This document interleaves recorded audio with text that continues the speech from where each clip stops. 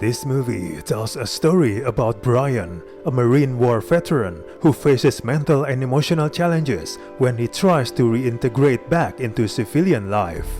First of all, this movie has a worthy story to tell. It's a story of a real-life hostage standoff with tense setup and the cast who are up to the material.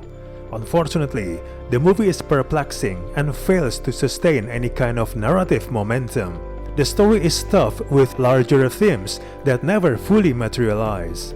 Most of the aesthetic decisions probably make sense, but the film often feels too controlled and too rigid for any of the intended pathos to really rise to the surface. It's overly edited and filled with flat dialogue. For a hostage crisis movie, it's remarkably slow goings, spinning us around in the same patronizing loops Brian has gone through up to this point. The movie lacks grit and teeth despite John Boyega's best efforts to give Brian a jittery and uncomfortable energy. The movie does a bad job of getting us to sympathize with Brian or explaining his motivations.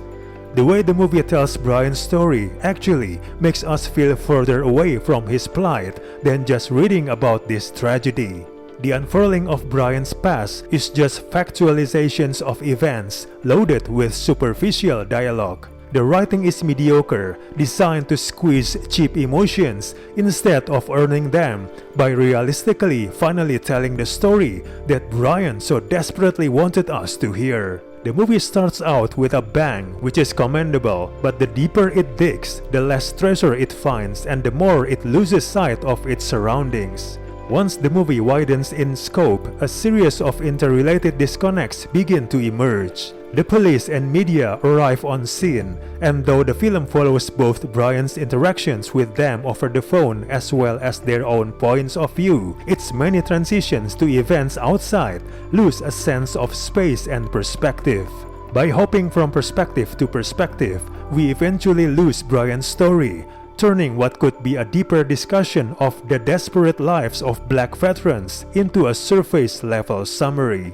The movie drops a few hints about the real psychological reasons Brian may be approaching the circumstances with such disconnect to begin with. Unfortunately, the film doesn't follow up this thread on in its narrative.